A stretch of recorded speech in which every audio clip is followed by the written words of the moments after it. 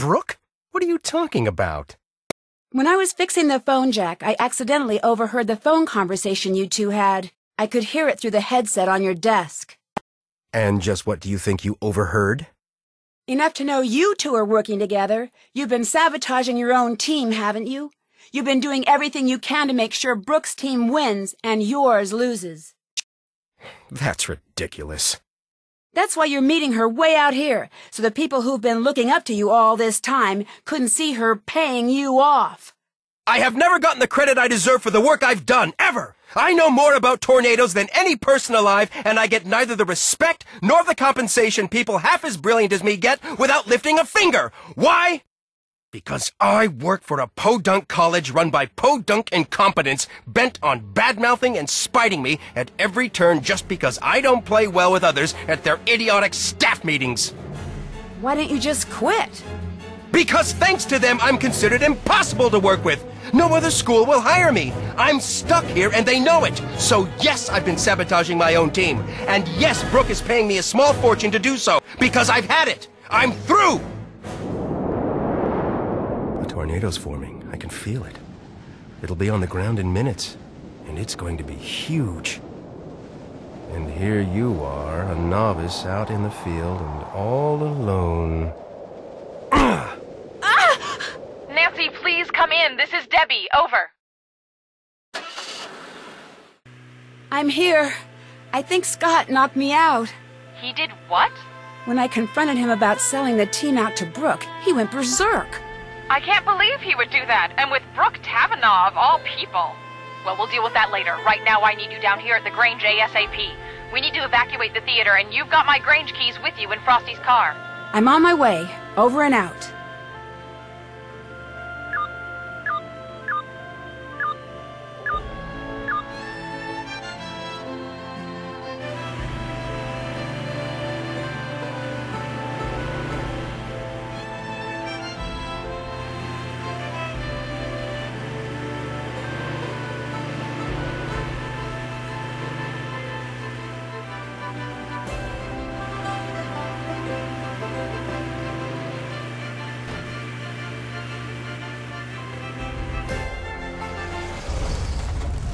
It's been chaos here.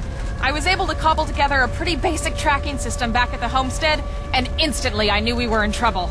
The storm was showing a high potential of moving into town, but without the proper readings, we couldn't issue an alert. I knew we'd have to evacuate the Grange in person. But when we got here, we saw that it's locked. The shelter is locked on a performance night. I need you to take care of this while the rest of us work on a backup plan, okay? I'm trusting you here. I know you can do this. There are a lot of people depending on you right now.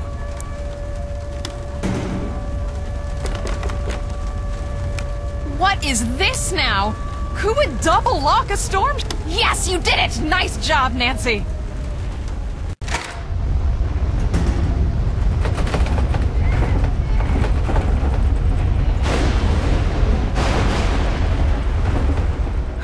I think the worst is past. Nancy, where are you going? Get in the shelter! I can't just let Scott get away. Okay, Nancy, first thing, switch on your GPS. That little dot you see, follow that and it will lead you right to Scott. We put a tracker on his truck. It's a safety thing. But Nancy, be careful out there. Keep this radio on and I'll do my best to keep you safe. Nancy, I'm really sorry about everything that happened back there. Scott, he wasn't always like this. I was worried about him earlier. His heart clearly wasn't in it anymore. He was putting us in danger. I just wanted to do what's best. That's not what it sounded like when I overheard you talking to Frosty. You two wanted to get rid of Scott. And from where I was standing, you sure didn't sound very concerned about safety. Nancy, I know it probably sounded bad, but there's a lot you don't know. Pete, the intern you took over for, his injury wasn't just an accident. He got hurt because Scott sent him out where he never should have been. After that, I knew I had to take over. That's still no... Looking back, I do things differently. But I did what I did for the right reasons. I wanted to push Scott until the world saw how reckless he was being. It was a mistake. I screwed up and I accept responsibility. No matter what happens out there, promise me that you'll be careful. I promise.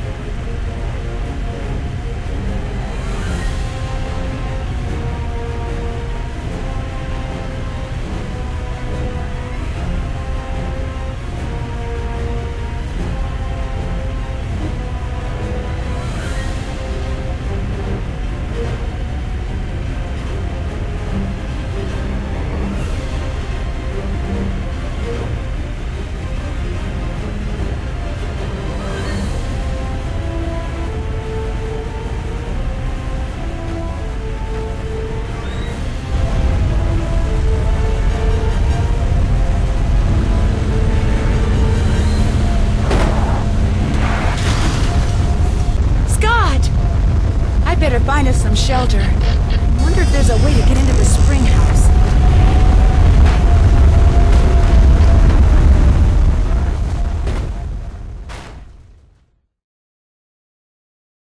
Made it! Dear Ned, once the theater was successfully evacuated, Debbie and Chase were able to follow the GPS tracking signal to the spring house, where Scott and I had safely weathered the storm. Although he was pretty seriously shaken up in the crash, Scott came to in time to see Frosty arrive with the police. He received community service for destruction of public property and interfering with public safety records. He didn't fare so well with the college. They fired him quicker than lightning hitting a bee-stung greyhound, as they say around here. So it looks like he'll actually be serving the community now, instead of just pretending to, even if it's just by picking up garbage by the side of the road. Word spread quickly about Scott's misdeeds, and soon Brooke Tavenaugh, the rival Chase team leader, found herself out of a job as well. With the storm season almost over, it looked like both teams were out of the competition. Debbie, always the organizer, decided to combine the remaining members on both teams for the remainder of the season.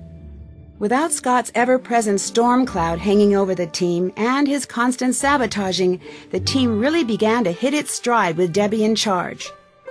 2 days after I told Krollmeister I had found the source of the sabotage and the change in team leaders, Debbie's Chase team was greeted by a surprise delivery, the next generation of Krollmeister's storm tracking and detection equipment.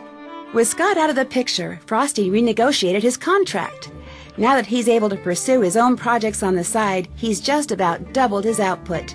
He's launched his own business, and when he's not getting pelted by softball-sized hail, you'll find him in his studio. Chase has given up on his dreams of finding oil. Even if he hadn't, he wouldn't have the time to look. Debbie's keeping him too busy. Free from having to spend his days fixing Scott's mistakes, Chase has finally had the opportunity to show off his keen sense for weather. Now that Debbie has accepted Scott's old position as head of the Canute Storm Team, he's become her right-hand man. Last I heard, he was going to assist Debbie in her classes in the fall. And when I got home, I found a surprise delivery myself as well. The first shipment of my lifetime supply of Cocoa Kringle bars. Krollmeister also sent me a note telling me to keep my bags packed. He has a special surprise trip planned for me as a way to say thanks. As long as it's someplace where the clouds stay in the sky like they belong, I'll be happy to go. While the winners of the Green Skies event won't be determined until fall, things are looking pretty good for Debbie's team. With the new equipment, they've logged the most storm data. And although Debbie won't be showing anyone until she's 100% sure, the team may have made a verified touchdown prediction. Yesterday, a postcard from Pa arrived.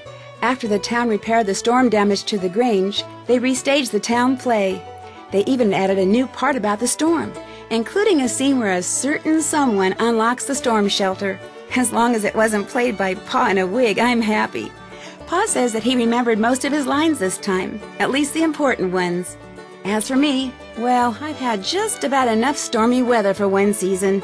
Love, Nancy.